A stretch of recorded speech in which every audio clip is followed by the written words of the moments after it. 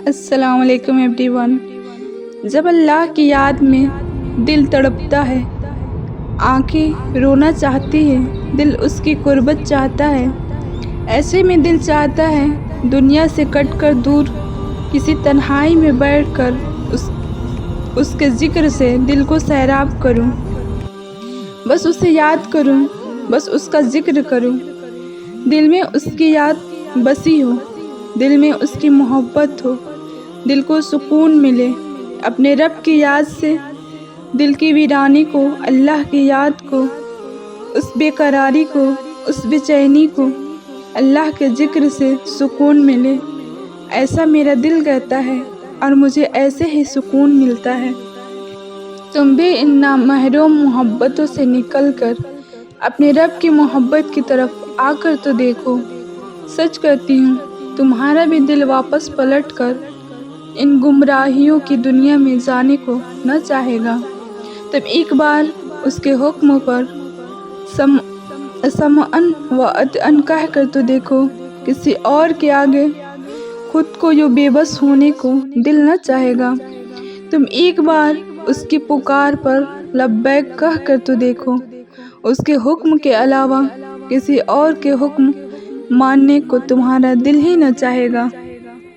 تم قرآن کو کھول کر دیکھو، کسی اور سے اپنے سمجھنے کی توقع بھی نہ رہے گی۔ تم اسے پڑھ کر تو دیکھو، کسی اور کے جواب کی ضرورت درپیش نہ آئے گی۔ تم قرآن میں خود کو ٹٹول کر دیکھو، کسی چیز کی ضرورت نہ ہوگی۔ قرآن میں اپنے رب کی محبت میں گم ہو جاؤ گے۔ وہ خاموشیاں بھی سن لیتا ہے لیکن اسے اظہار پسند ہے۔ بندے کا جب وہ بندہ کہتا ہے اے میرے رب تو وہ متوجہ ہو جاتا ہے، جب بندہ کہتا ہے تو بڑا رحیم ہے تو اس کی رحمت جوش میں آ جاتی ہے، جب بندہ کہتا ہے اللہ مجھے معاف کر دے تو وہ معاف کر دیتا ہے، اور جب بندہ گڑ گڑا کر کچھ مانگتا ہے تو وہ قبول کر لیتا ہے۔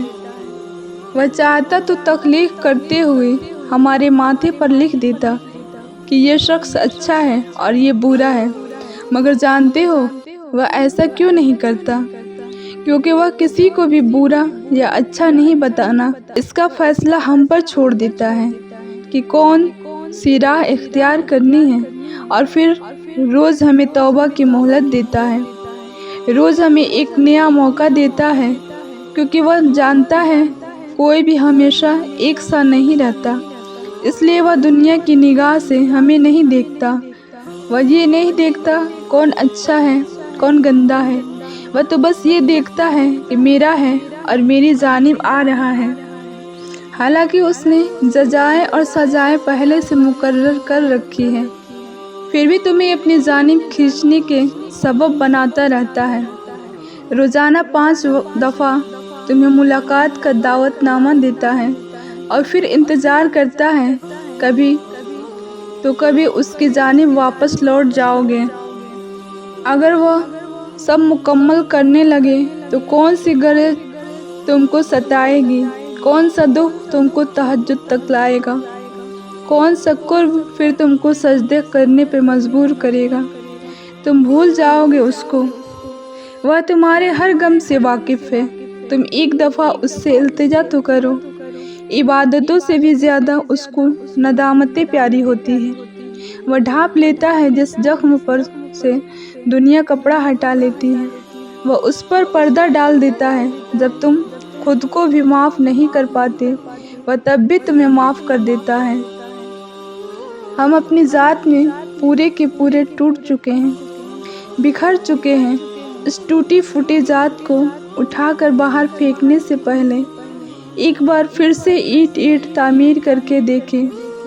یہ جہاں تباہ حال ہے، یہ دنیا مصیبت زدہ ہے، اس ٹوٹی ہوئی انسانی بستی کو پھر سے آباد کر کے تو دیکھیں۔ ٹوٹے ہوئے لوگ برے یا بیکار نہیں ہوتے، ٹوٹ کر جڑے ہوئے لوگ تو کمال ہوتے ہیں۔